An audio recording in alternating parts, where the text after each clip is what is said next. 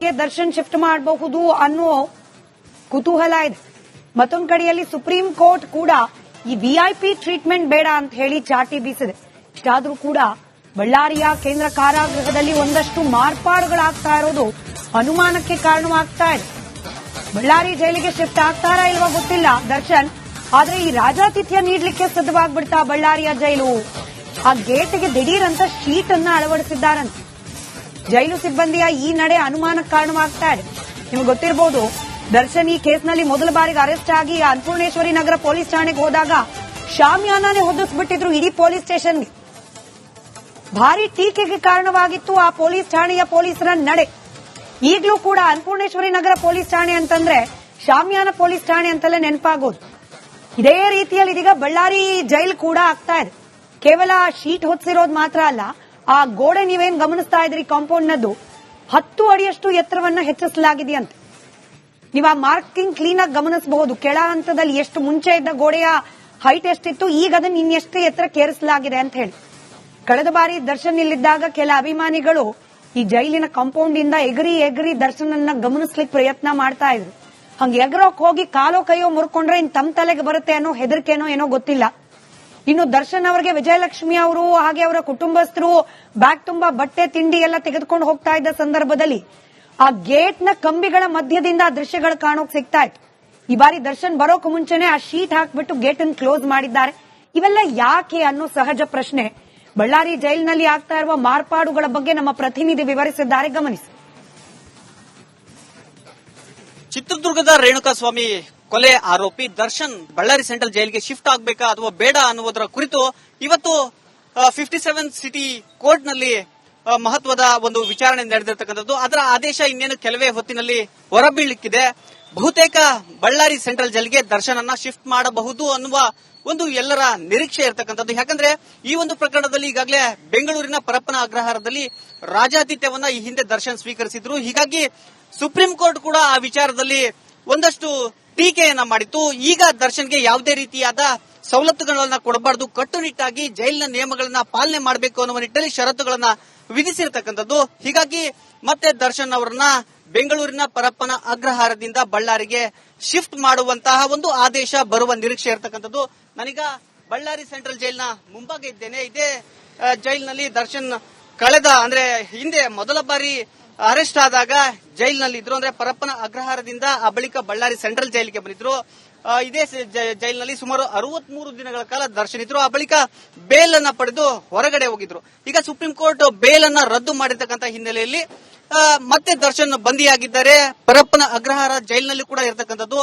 ಹೀಗಾಗಿ ದರ್ಶನ್ ಏನು ವಿರೋಧವಾಗಿರ್ತಕ್ಕಂಥ ಲಾಯರ್, ಅಂದ್ರೆ ವಿರೋಧವಾಗಿ ಅನ್ನೋದಕ್ಕಿಂತ ರೇಣುಕಾಸ್ವಾಮಿ ಪ್ರಕರಣವನ್ನ ಹ್ಯಾಂಡಲ್ ಮಾಡ್ತಾ ಇರತಕ್ಕಂಥ SPP ಅವರು, ಜೊತೆಗೆ ಬಂದಿಖಾನೆ ಇಲಾಖೆ, ಇವರೆಲ್ಲರೂ ಕೂಡ ದರ್ಶನ್ ಪರಪ್ಪನ ಅಗ್ರಹಾರ ಜೈಲಿನಲ್ಲಿ ಇರಬಾರ್ದು, ಅವರನ್ನ ಮತ್ತೆ ಬಳ್ಳಾರಿ ಸೆಂಟ್ರಲ್ ಜೈಲಿಗೆ ಕಳಿಸಬೇಕು ಅನ್ನುವ ನಿಟ್ಟಿನಲ್ಲಿ ಒಂದಷ್ಟು ಕೋರ್ಟ್ಗೆ ಮನವಿಯನ್ನು ಸಲ್ಲಿಸಿರ್ತಕ್ಕಂಥ ಹಿನ್ನೆಲೆಯಲ್ಲಿ ವಿಚಾರಣೆ ನಡೆದಿದೆ. ಅದರ ಆದೇಶ ಇವತ್ತು ಹೊರಬೀಳಲಿಕ್ಕಿದೆ.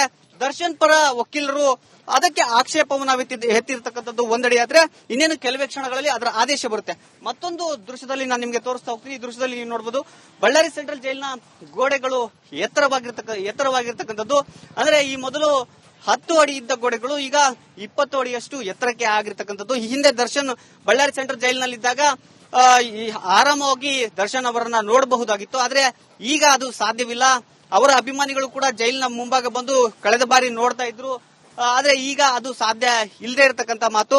ಒಟ್ಟಾರೆಯಾಗಿ ಹೇಳೋದಾದ್ರೆ ಸಂಪೂರ್ಣವಾಗಿ ಬಳ್ಳಾರಿ ಸೆಂಟ್ರಲ್ ಜೈಲಿಗೆ ದರ್ಶನ್ ಏನಾದ್ರು ಬಂದ್ರೆ ಮತ್ತೆ ಹಿಂದೆ ಏನೆಲ್ಲ ಇದು ಒಂದು ವ್ಯವಸ್ಥಿತವಾದ ಒಂದು ವ್ಯವಸ್ಥೆಯನ್ನ ಮಾಡಿದ್ರು, ಅದೇ ವ್ಯವಸ್ಥೆಯಲ್ಲಿ ಅಂದ್ರೆ ದರ್ಶನ್ಗೆ ಏನು ಹೈ ಸೆಕ್ಯೂರಿಟಿ ಸೆಲ್ ನಲ್ಲಿ ಇಡಬಹುದು, ಜೊತೆಗೆ ಅವರು ಪ್ರತ್ಯೇಕ ಕೋಣೆಯಲ್ಲಿ ಇರಿಸತಕ್ಕಂಥದ್ದು, ಜೊತೆಗೆ ಸಿಸಿ ಕ್ಯಾಮೆರಾವನ್ನ ಅಳವಡಿಸಿ ಅವರಿಗೆ ತೀವ್ರವಾಗಿ ನಿಗಾವನ್ನ ವಹಿಸತಕ್ಕಂತ ಸಾಧ್ಯತೆ ಇರತಕ್ಕಂಥದ್ದು. ಅದೆಲ್ಲವೂ ಕೂಡ ಇವತ್ತು ಕೋರ್ಟ್ನ ಆದೇಶದ ಮೇಲೆ ನಿರ್ಧಾರವಾಗುತ್ತೆ. ಕ್ಯಾಮರಾ ಪರ್ಸನ್ ಸಿದ್ದು ಜೊತೆ ರೇಣುಕಾರಾಧ್ಯ, ರಿಪಬ್ಲಿಕ್ ಕನ್ನಡ, ಬಳ್ಳಾರಿ. ದರ್ಶನ್ ಶಿಫ್ಟ್ ಮಾಡಬಹುದು ಅನ್ನೋ ಕುತೂಹಲ ಇದೆ. ಮತ್ತೊಂದು ಕಡೆಯಲ್ಲಿ ಸುಪ್ರೀಂ ಕೋರ್ಟ್ ಕೂಡ ಈ ವಿಐಪಿ ಟ್ರೀಟ್ಮೆಂಟ್ ಬೇಡ ಅಂತ ಹೇಳಿ ಚಾಟಿ ಬೀಸಿದೆ. ಇಷ್ಟಾದ್ರೂ ಕೂಡ ಬಳ್ಳಾರಿಯ ಕೇಂದ್ರ ಕಾರಾಗೃಹದಲ್ಲಿ ಒಂದಷ್ಟು ಮಾರ್ಪಾಡುಗಳಾಗ್ತಾ ಇರೋದು ಅನುಮಾನಕ್ಕೆ ಕಾರಣವಾಗ್ತಾ ಇದೆ. ಬಳ್ಳಾರಿ ಜೈಲಿಗೆ ಶಿಫ್ಟ್ ಆಗ್ತಾರಾ ಇಲ್ವಾ ಗೊತ್ತಿಲ್ಲ ದರ್ಶನ್, ಆದ್ರೆ ಈ ರಾಜಾತಿಥ್ಯ ನೀಡ್ಲಿಕ್ಕೆ ಸಿದ್ಧವಾಗ್ಬಿಡ್ತಾ ಬಳ್ಳಾರಿಯ ಜೈಲು. ಆ ಗೇಟ್ಗೆ ದಿಢೀರ್ ಅಂತ ಶೀಟ್ ಅನ್ನ ಅಳವಡಿಸಿದ್ದಾರಂತೆ. ಜೈಲು ಸಿಬ್ಬಂದಿಯ ಈ ನಡೆ ಅನುಮಾನಕ್ಕೆ ಕಾರಣವಾಗ್ತಾ ಇದೆ. ನಿಮ್ಗೆ ಗೊತ್ತಿರಬಹುದು, ದರ್ಶನ್ ಈ ಕೇಸ್ನಲ್ಲಿ ಮೊದಲ ಬಾರಿಗೆ ಅರೆಸ್ಟ್ ಆಗಿ ಅನ್ನಪೂರ್ಣೇಶ್ವರಿ ನಗರ ಪೊಲೀಸ್ ಠಾಣೆಗೆ ಹೋದಾಗ ಶಾಮಿಯಾನಾನೇ ಹೊದಿಸ್ಬಿಟ್ಟಿದ್ರು ಇಡೀ ಪೊಲೀಸ್ ಸ್ಟೇಷನ್ಗೆ. ಭಾರಿ ಟೀಕೆಗೆ ಕಾರಣವಾಗಿತ್ತು ಆ ಪೊಲೀಸ್ ಠಾಣೆಯ ಪೊಲೀಸರ ನಡೆ. ಈಗಲೂ ಕೂಡ ಅನ್ನಪೂರ್ಣೇಶ್ವರಿ ನಗರ ಪೊಲೀಸ್ ಠಾಣೆ ಅಂತಂದ್ರೆ ಶಾಮಿಯಾನ ಪೊಲೀಸ್ ಠಾಣೆ ಅಂತಲೇ ನೆನಪಾಗೋದು. ಇದೇ ರೀತಿಯಲ್ಲಿ ಇದೀಗ ಬಳ್ಳಾರಿ ಜೈಲ್ ಕೂಡ ಆಗ್ತಾ ಇದೆ. ಕೇವಲ ಶೀಟ್ ಹೊತ್ತಿರೋದು ಮಾತ್ರ ಅಲ್ಲ, ಆ ಗೋಡೆ ನೀವೇನ್ ಗಮನಿಸ್ತಾ ಇದ್ರಿ ಕಾಂಪೌಂಡ್ನದ್ದು 10 ಅಡಿಯಷ್ಟು ಎತ್ತರವನ್ನ ಹೆಚ್ಚಿಸಲಾಗಿದೆಯಂತೆ.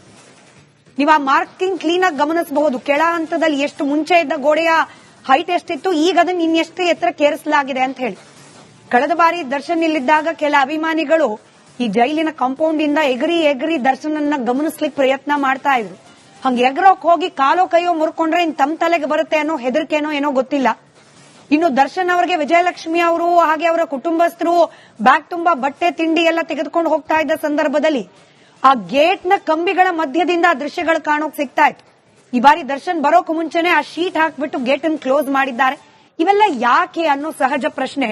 ಬಳ್ಳಾರಿ ಜೈಲಿನಲ್ಲಿ ಆಗ್ತಾ ಇರುವ ಮಾರ್ಪಾಡುಗಳ ಬಗ್ಗೆ ನಮ್ಮ ಪ್ರತಿನಿಧಿ ವಿವರಿಸಿದ್ದಾರೆ, ಗಮನಿಸಿ. ಚಿತ್ರದುರ್ಗದ ರೇಣುಕಾಸ್ವಾಮಿ ಕೊಲೆ ಆರೋಪಿ ದರ್ಶನ್ ಬಳ್ಳಾರಿ ಸೆಂಟ್ರಲ್ ಜೈಲಿಗೆ ಶಿಫ್ಟ್ ಆಗಬೇಕಾ ಅಥವಾ ಬೇಡ ಅನ್ನುವುದರ ಕುರಿತು ಇವತ್ತು 57 ಸಿಟಿ ಕೋರ್ಟ್ನಲ್ಲಿ ಮಹತ್ವದ ಒಂದು ವಿಚಾರಣೆ ನಡೆದಿರತಕ್ಕಂಥದ್ದು. ಅದರ ಆದೇಶ ಇನ್ನೇನು ಕೆಲವೇ ಹೊತ್ತಿನಲ್ಲಿ ಹೊರಬೀಳಲಿಕ್ಕಿದೆ.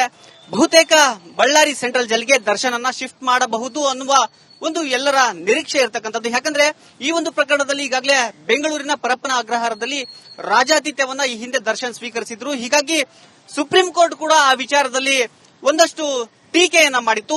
ಈಗ ದರ್ಶನ್ಗೆ ಯಾವುದೇ ರೀತಿಯಾದ ಸವಲತ್ತುಗಳನ್ನ ಕೊಡಬಾರದು, ಕಟ್ಟುನಿಟ್ಟಾಗಿ ಜೈಲಿನ ನಿಯಮಗಳನ್ನ ಪಾಲನೆ ಮಾಡಬೇಕು ಅನ್ನುವ ನಿಟ್ಟಿನಲ್ಲಿ ಷರತ್ತುಗಳನ್ನ ವಿಧಿಸಿರತಕ್ಕಂಥದ್ದು. ಹೀಗಾಗಿ ಮತ್ತೆ ದರ್ಶನ್ ಅವರನ್ನ ಬೆಂಗಳೂರಿನ ಪರಪ್ಪನ ಅಗ್ರಹಾರದಿಂದ ಬಳ್ಳಾರಿಗೆ ಶಿಫ್ಟ್ ಮಾಡುವಂತಹ ಒಂದು ಆದೇಶ ಬರುವ ನಿರೀಕ್ಷೆ ಇರತಕ್ಕಂಥದ್ದು. ನಾನೀಗ ಬಳ್ಳಾರಿ ಸೆಂಟ್ರಲ್ ಜೈಲಿನ ಮುಂಭಾಗ ಇದ್ದೇನೆ. ಇದೇ ಜೈಲಿನಲ್ಲಿ ದರ್ಶನ್ ಹಿಂದೆ ಮೊದಲ ಬಾರಿ ಅರೆಸ್ಟ್ ಆದಾಗ ಜೈಲಿನಲ್ಲಿ ಇದ್ರು. ಅಂದ್ರೆ ಪರಪ್ಪನ ಅಗ್ರಹಾರದಿಂದ ಆ ಬಳಿಕ ಬಳ್ಳಾರಿ ಸೆಂಟ್ರಲ್ ಜೈಲಿಗೆ ಬಂದಿದ್ರು. ಇದೇ ಜೈಲಿನಲ್ಲಿ ಸುಮಾರು 63 ದಿನಗಳ ಕಾಲ ದರ್ಶನ್ ಇದ್ರು. ಆ ಬಳಿಕ ಬೇಲ್ ಅನ್ನ ಪಡೆದು ಹೊರಗಡೆ ಹೋಗಿದ್ರು. ಈಗ ಸುಪ್ರೀಂ ಕೋರ್ಟ್ ಬೇಲ್ ಅನ್ನ ರದ್ದು ಮಾಡಿರ್ತಕ್ಕಂಥ ಹಿನ್ನೆಲೆಯಲ್ಲಿ ಮತ್ತೆ ದರ್ಶನ್ ಬಂದಿಯಾಗಿದ್ದಾರೆ. ಪರಪ್ಪನ ಅಗ್ರಹಾರ ಜೈಲಿನಲ್ಲಿ ಕೂಡ ಇರತಕ್ಕಂಥದ್ದು. ಹೀಗಾಗಿ ದರ್ಶನ್ ಏನು ವಿರೋಧವಾಗಿರ್ತಕ್ಕಂಥ ಲಾಯರ್, ಅಂದ್ರೆ ವಿರೋಧವಾಗಿ ಅನ್ನೋದಕ್ಕಿಂತ ರೇಣುಕಾಸ್ವಾಮಿ ಪ್ರಕರಣವನ್ನ ಹ್ಯಾಂಡಲ್ ಮಾಡ್ತಾ ಇರತಕ್ಕಂಥ SPP ಅವರು, ಜೊತೆಗೆ ಬಂದಿಖಾನೆ ಇಲಾಖೆ, ಇವರೆಲ್ಲರೂ ಕೂಡ ದರ್ಶನ್ ಪರಪ್ಪನ ಅಗ್ರಹಾರ ಜೈಲಿನಲ್ಲಿ ಇರಬಾರ್ದು, ಅವರನ್ನ ಮತ್ತೆ ಬಳ್ಳಾರಿ ಸೆಂಟ್ರಲ್ ಜೈಲ್ಗೆ ಕಳಿಸಬೇಕು ಅನ್ನುವ ನಿಟ್ಟಿನಲ್ಲಿ ಒಂದಷ್ಟು ಕೋರ್ಟ್ಗೆ ಮನವಿಯನ್ನು ಸಲ್ಲಿಸಿರ್ತಕ್ಕಂಥ ಹಿನ್ನೆಲೆಯಲ್ಲಿ ವಿಚಾರಣೆ ನಡೆದಿದೆ. ಅದರ ಆದೇಶ ಇವತ್ತು ಹೊರಬೀಳಲಿಕ್ಕಿದೆ. ದರ್ಶನ್ ಪರ ವಕೀಲರು ಅದಕ್ಕೆ ಆಕ್ಷೇಪವನ್ನು ಎತ್ತಿರ್ತಕ್ಕಂಥದ್ದು ಒಂದೆಡೆ ಆದ್ರೆ, ಇನ್ನೇನು ಕೆಲವೇ ಕ್ಷಣಗಳಲ್ಲಿ ಅದರ ಆದೇಶ ಬರುತ್ತೆ. ಮತ್ತೊಂದು ದೃಶ್ಯದಲ್ಲಿ ನಾನು ನಿಮಗೆ ತೋರಿಸ್ತಾ ಹೋಗ್ತೀನಿ. ಈ ದೃಶ್ಯದಲ್ಲಿ ನೀವು ನೋಡಬಹುದು ಬಳ್ಳಾರಿ ಸೆಂಟ್ರಲ್ ಜೈಲಿನ ಗೋಡೆಗಳು ಎತ್ತರವಾಗಿರ್ತಕ್ಕಂಥದ್ದು. ಅಂದ್ರೆ ಈ ಮೊದಲು 10 ಅಡಿ ಇದ್ದ ಗೋಡೆಗಳು ಈಗ 20 ಅಡಿಯಷ್ಟು ಎತ್ತರಕ್ಕೆ ಆಗಿರ್ತಕ್ಕಂಥದ್ದು. ಈ ಹಿಂದೆ ದರ್ಶನ್ ಬಳ್ಳಾರಿ ಸೆಂಟ್ರಲ್ ಜೈಲಿನಲ್ಲಿದ್ದಾಗ ಆರಾಮವಾಗಿ ದರ್ಶನ್ ಅವರನ್ನ ನೋಡಬಹುದಾಗಿತ್ತು. ಆದ್ರೆ ಈಗ ಅದು ಸಾಧ್ಯವಿಲ್ಲ. ಅವರ ಅಭಿಮಾನಿಗಳು ಕೂಡ ಜೈಲಿನ ಮುಂಭಾಗ ಬಂದು ಕಳೆದ ಬಾರಿ ನೋಡ್ತಾ ಇದ್ರು. ಆದ್ರೆ ಈಗ ಅದು ಸಾಧ್ಯ ಇಲ್ಲದೆ ಇರತಕ್ಕಂತ ಮಾತು.